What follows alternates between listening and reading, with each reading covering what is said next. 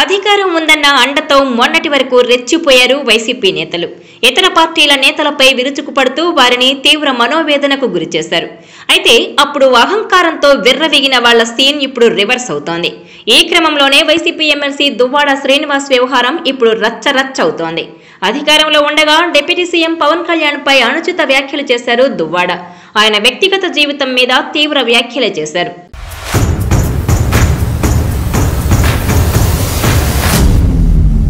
Cut చేస్తే ఇప్పుడు దువ్వాడ వివాహేతర సంబంధం వ్యవహారం రచ్చరచ్చ అవుతోంది. ఇటీవల ఎన్నికల్లో ఓడిపోయిన తర్వాత దువ్వాడ శ్రీనివాస్ వేరు కాపురం పెట్టినట్లు వార్తలొస్తున్నాయి. శ్రీనివాస్ కొంతకాలంగా మొదటి భార్యను విడిచిపెట్టి అక్కవరం దగ్గర కొత్త ఇంటిని నిర్మించుకొని మరో మహిళతో ఉంటున్నారట. ఈ విషయం తెలియగానే తమ తండ్రి తమకు అన్యాయం చేస్తున్నారంటూ దువ్వాడ మొదటి భార్య కూతుర్లు నిరసనకు దిగారు. తమ తల్లిదండ్రులు విడాకులు తీసుకోలేదని, కానీ తమ తండ్రి వేరే మహిళతో ఉంటున్నారని దువ్వాడ శ్రీనివాస్ ఇంటి ముందు నానా రచ్చ చేశారు. కూతుర్ల ఆందోళనతో దువ్వాడ తీవ్ర ఇబ్బందికర పరిస్థితిని ఎదుర్కొన్నారు. భార్య ఉండగా మరో మహిళతో వివాహేతర సంబంధం పెట్టుకున్న వ్యక్తి ఏకపత్ని వ్రతం గురించి నీతులు చెబుతూ పవన్ను అన్నేసి మాటలన్నారా అంటూ షాక్ అవుతున్నారు జనం. ఇప్పుడు ఈ వివాదం హాట్ టాపిక్ అయింది.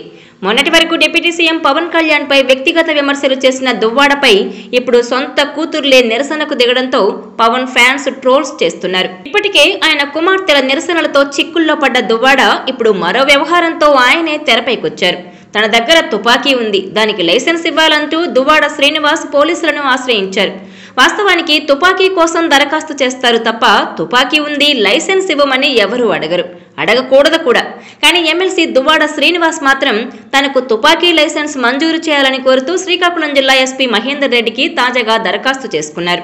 తనకు కొంతమంది వ్యక్తుల నుంచి బెదిరింపు కాల్స్ వస్తున్నాయని, కొంతమంది తన ఇంటి వద్ద రెక్కీ నిర్వహిస్తూ అనుమానాస్పదంగా తిరుగుతున్నారని ఎస్పీకి ఫిర్యాదు చేశారు. తన వద్ద ఉన్న తుపాకీకి లైసెన్స్ మంజూరు చేయాలని కోరారు. అయితే ఇక్కడే పోలీసులకు పలు అనుమానాలు వస్తున్నాయి.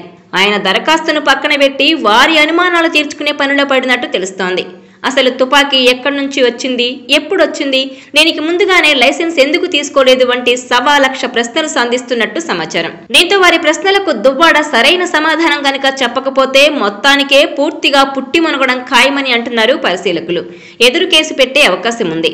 నిజానికి తుపాకీ కావాలంటే దరఖాస్తు చేసుకోవాలి. పోలీసులు విచారణ చేసి జిల్లా కలెక్టర్కు నివేదిక ఇస్తారు. దాన్ని ఆర్టీఓకు పంపిస్తారు. ఇద్దరు విచారణ చేసి తుది నిర్ణయం తీసుకుంటారు. ఇవేవీ లేకుండా తన దగ్గర తుపాకీ ఉందని లైసెన్స్ ఇవ్వాలని కోరడంపై నెటిజన్లు ట్రోల్ చేస్తున్నారు. దువ్వాడ ఇటీవల జరిగిన ఎన్నికల్లో టెక్కల నుంచి పోటీ చేసి అచ్చెన్నాయుడు చేతిలో ఓడిపోయారు. అయితే అంతకుముందు దువ్వాడకు జగన్ టికెట్ కేటాయించగానే ఆయన భార్య దువ్వాడ వాణి తన భర్తకు వ్యతిరేకంగా ఇండిపెండెంట్ గా నామినేషన్ వేశారు.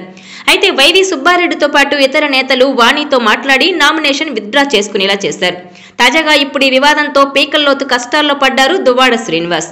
దీంతో తెలివంటే నీదే బ్రో అంటూ దువ్వాడను ఉద్దేశించి పెద్ద ఎత్తున ట్రోల్స్ వైరల్ అవుతున్నాయి.